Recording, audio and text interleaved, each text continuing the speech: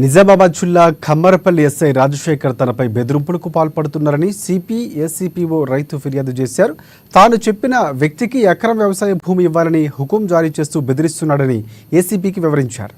తనను జీవనాధారమైన వ్యవసాయ భూమి ఇవ్వడానికి ఒప్పుకోకపోవడంతో ఎస్ఐ కోపంతో బందూక్తో కాల్ చేస్తానని, చంపేస్తా అంటూ బెదిరిస్తున్నట్లు ఫిర్యాదులో పేర్కొన్నాడు రైతు. తన కుటుంబానికి జీవనాధారమైన వ్యవసాయ భూమిని కబ్జా చేయడానికి ప్రయత్నించిన కుటుంబ సభ్యులందరం కలిపి అడ్డుకోవడంతో స్టేషన్లో ఎస్ఐతో ములాఖతై వారం 10 రోజుల నుంచి ఏ పని చేసుకునివ్వకుండా పోలీస్ స్టేషన్లో కూర్చోబెట్టి అవమానిస్తున్నారని రైతు వెంకన్న ఆవేదన వ్యక్తం చేశారు. తనను చంపుతామని బెదిరిస్తున్న ఎస్ఐ రాజశేఖర్పై తన భూమి కాజేయాలని ప్రయత్నిస్తున్న శ్రీనివాస్పై చర్యలు తీసుకోవాలని ఆయన కోరారు.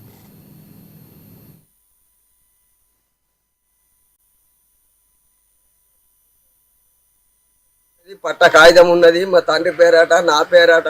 ఉన్న భూమిని దున్నుకొని పోతే కాపయ్య అడ్డం తిరుగుతున్నాడు. కాపయ్య అడ్డం తిరిగితే ఏసఐ ఏమంటున్నాడంటే, నిన్ను కాల్ చేస్తా, బండి నంబర్ చెప్పు, పేరు చెప్పు, ఏ బండి అది దున్నేది, ఏ బండి మా ఇళ్ళకి వచ్చింది, పేరు చెప్పంటే యాడికెళ్ళి చెప్పాలా? ఏదో వచ్చింది దున్నిపించుకున్నా నా భూమి, నేను ఇంకోళ్ళదైతే దున్నలేను కదా.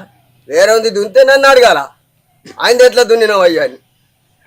అయితే కాపయ్య మీద నా మీద గిట్ల కథ ఉండగా ఏసఐ అడ్డం తిరుగుడు.